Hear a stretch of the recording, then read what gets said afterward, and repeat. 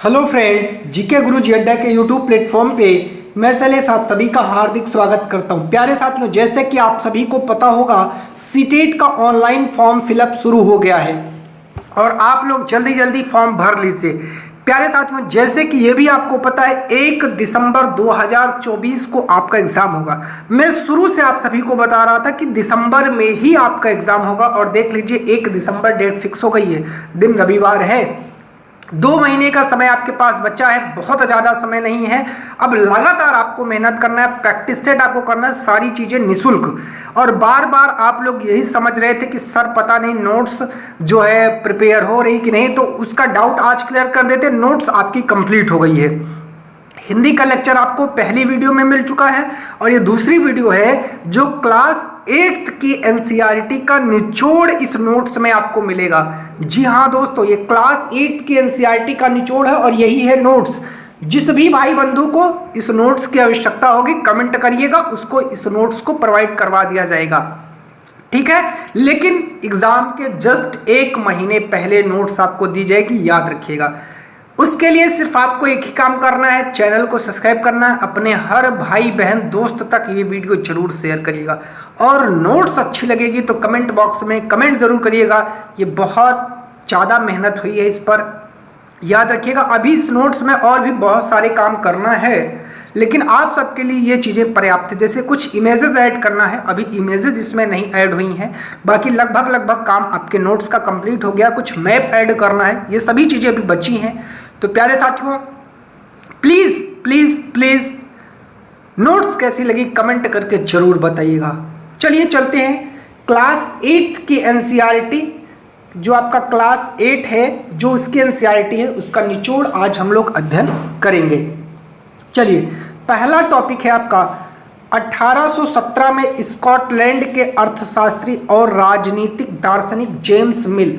कई बार यहाँ से क्वेश्चन पूछा जाता है, जेम्स मिल कहाँ के थे? स्कॉटलैंड के थे। 3 विशाल खंडों में a history of British India, British Bharat का इतिहास नामक एक किताब लिखी। मोस्ट इंपॉर्टेंट ये लाइन है, इसको रट लीजिएगा, हर बार लगभग यहाँ से क्वेश्चन आता है। दूसरा पॉइंट है, इस किताब में उन्होंने भारत के इतिहास को हिंदू, मुस्लिम और ब्रिटिश इन 3 कालखंडों में बांटा है। तो पूछा जाता है आपसे कितने कालखंडों में जेम्स मिल ने भारतीय इतिहास को बांटा है? तो 3, हिंदू, मुस्लिम और ब्रिटिश, और सर्वाधिक मान्यता उन्होंने ब्रिटिश काल को दी है।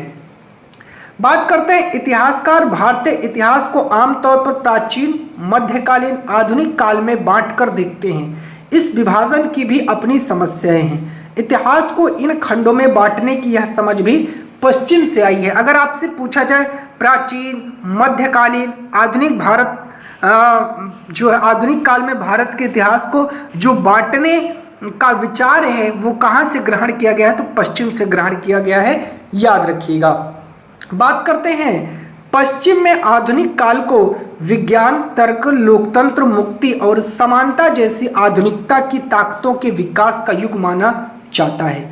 उनके लिए मध्यकालीन समाज वे समाज थे जहां आधुनिक समाज की ये विशेषताएं नहीं थी। चलिए, आप लोग अक्सर बात करते हैं औपनिवेशीकरण क्या होता है, आइए समझते हैं औपनिवेशीकरण को। ब्रिटिश शासन के कारण भारत में यहाँ की मूल्य, मान्यताओं और पसंद नापसंद, रीति रिवाज, तौर तरीकों में बदलाव आए हैं। अब बात करते हैं, जब एक देश पर दूसरे देश के दबदबे से इस तरह के राजनीतिक, आर्थिक, सामाजिक और सांस्कृतिक बदलाव आते हैं तो इस प्रक्रिया को औपनिवेशीकरण कहा जाता है। मतलब जब कोई देश किसी दूसरे देश पर इस प्रकार से अपना अधिकार जमा ले कि उस पर राजनीतिक, आर्थिक और सामाजिक और सांस्कृतिक रूप से बदलाव दिखाई पड़ने लगते हैं तो उसे ही औपनिवेशीकरण कहा जाता है।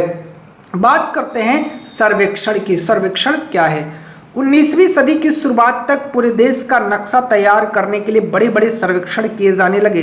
गांव में राजस्व सर्वेक्षण किए गए।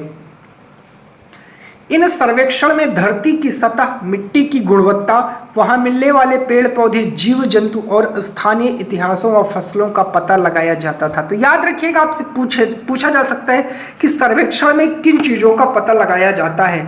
तो मिट्टी की गुणवत्ता, धरती की सतह, पेड़ पौधे, जीव जंतु, स्थानीय इतिहास और संस्कृतियों का पता लगाया जाता है। रॉबर्ट क्लाइव ने रेनेल को हिंदुस्तान के नक्शे तैयार करने का काम सौंपा था। रेनेल को कहा था कि आप जो है हिंदुस्तान का नक्शा तैयार करो। ये भी क्वेश्चन कई दफा सीटेट में आया हुआ है।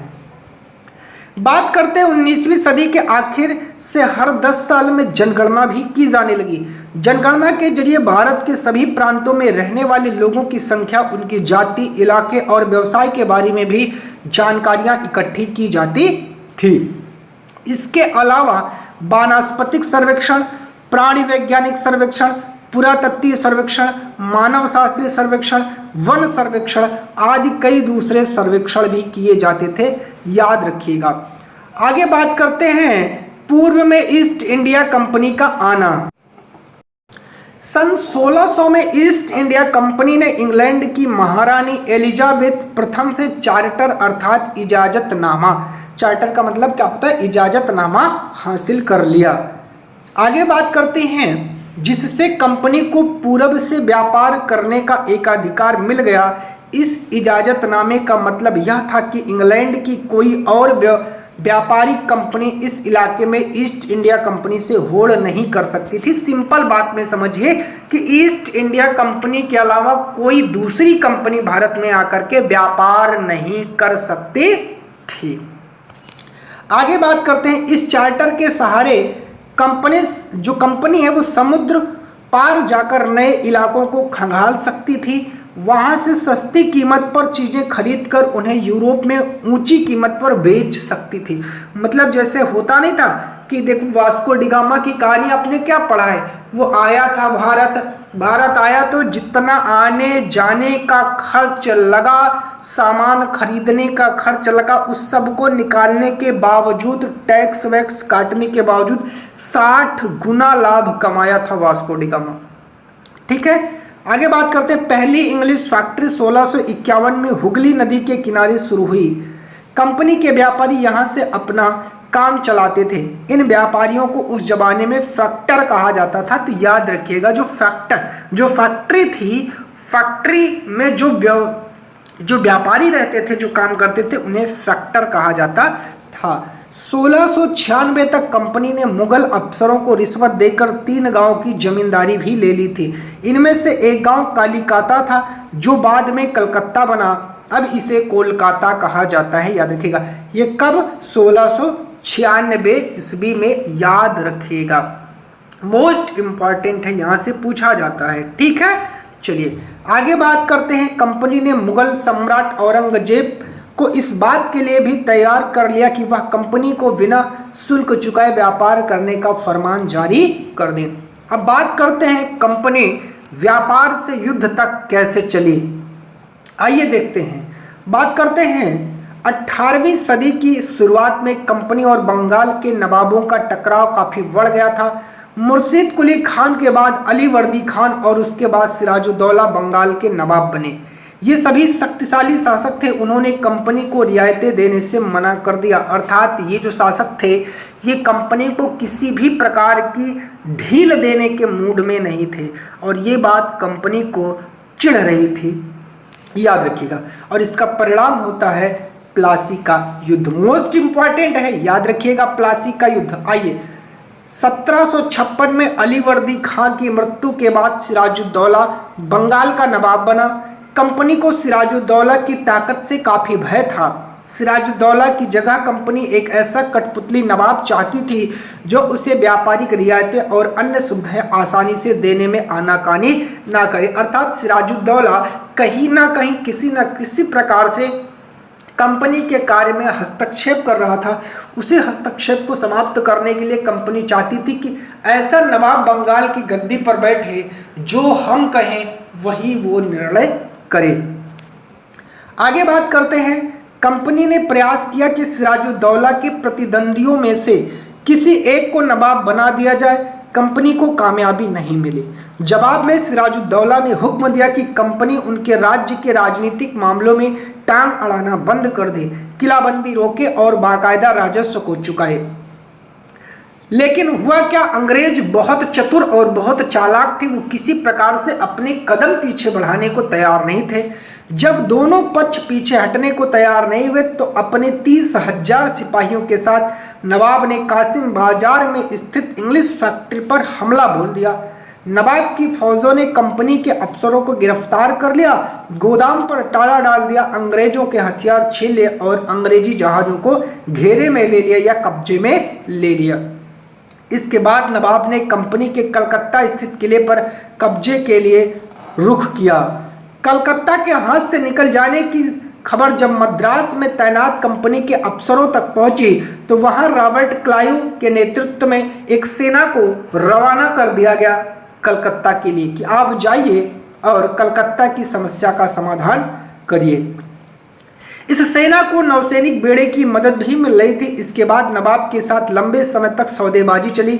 आखिरकार 1757 में रॉबर्ट क्लाइव ने प्लासी के मैदान में सिराजुद्दौला के खिलाफ कंपनी की सेना का नेतृत्व किया।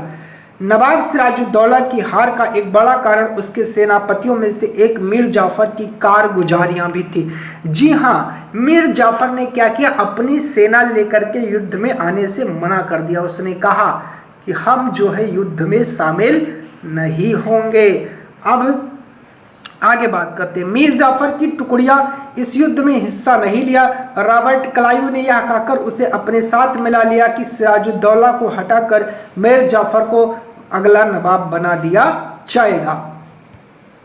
प्लासी की इस जंग इसलिए महत्वपूर्ण मानी जाती क्योंकि भारत में यह कंपनी की पहली बड़ी जीत थी। प्लासी की जंग के बाद सिराजुद्दौला को मार दिया गया और मीर जाफर एक कठपुतली नवाब बनता है। प्लासी का नाम पलासी था जिसे अंग्रेजों ने बिगाड़कर प्लासी कर दिया था। इस जगह को पलासी यहाँ पाए जाने वाले पलास के फूलों के कारण कहा जाता था। पलास के खूबसूरत लाल फूलों से गुलाल बनाया जाता था जिसका होली पर इस्तेमाल किया जाता है। मोस्ट इंपॉर्टेंट है, कई बार सीटेट के एग्जाम में आया हुआ क्वेश्चन भी है, याद रखिएगा। ठीक है, चलिए आगे बात करते हैं। पुर्तगालियों ने गोवा के पश्चिम तट पर अपनी उपस्थिति दर्ज करा दी थी। वे गोवा में अपना ठिकाना बना चुके थे। पुर्तगाल के खोजी यात्री वास्को दी गामा ने 1498 में पहली बार भारत पहुंचने के इस समुद्री मार्ग का पता लगाया था। बात करते हैं प्लासी के युद्ध के बाद क्या हुआ था। 1765 में जब मीर जाफर की मृत्यु हो जाती है तब तक कंपनी के इरादे बदल चुके थे। कठपुतली नवाबों के साथ अपने खराब अनुभव को देखते हुए रॉबर्ट क्लाइव ने ऐलान किया, अब हमें खुद ही नवाब बनना पड़ेगा। अर्थात अब जो है कंपनी चाहती थी कि राजस्व पर पकड़ हमारी स्वयं हो और आगे आपको रिजल्ट भी यही देखने को मिलेगा। आखिरकार 1765 में मुगल सम्राट ने कंपनी को ही बंगाल प्रांत का दीवान नियुक्त कर दिया क्योंकि 1764 में क्या हो जाता है, बक्सर का युद्ध हो जाता है जिसमें जो है बंगाल के नवाब बुरी तरीके से परास्त हो जाते हैं। दीवानी मिलने के कारण कंपनी को बंगाल के विशाल राजस्व संसाधनों पर नियंत्रण मिल गया था। रॉबर्ट क्लाइव को 1772 में ब्रिटिश संसद में भ्रष्टाचार के आरोपों पर सफाई देनी पड़ी। सरकार को उसकी अकूत संपत्ति के स्रोत संदेहास्पद लग रहे थे। उसे भ्रष्टाचार आरोपों से तो बरी कर दिया गया था, लेकिन 1774 में उसने आत्महत्या कर ली। यहाँ से पिछली बार क्वेश्चन आया था, याद रखिएगा। कंपनी के बहुत सारे अफसरों की सबसे बड़ी इच्छा यही थी कि वे भारत में ठीक ठाक पैसा कमाएं और ब्रिटेन लौटकर आराम की जिंदगी गुजर बसर करें। जो जीते जी धन दौलत लेकर वापस लौट गए उन्होंने वहां आलीशान जीवन जिया। उन्हें वहां के लोग नवाब कहते थे। यह भारतीय शब्द नवाब का ही अंग्रेजी संस्करण बन गया। उन्हें लोग अक्सर नए अमीरों और सामाजिक हैसियत में रातों रात ऊपर आने वाले लोगों के रूप में देखते थे। नाटकों और कार्टून में उनका मजाक उड़ाया जाता था। कंपनी का फैलता शासन, बात करते हैं कंपनी का फैलता शासन। बक्सर की लड़ाई 1764 के बाद कंपनी ने भारतीय रियासतों में रेजिडेंट तैनात कर दी।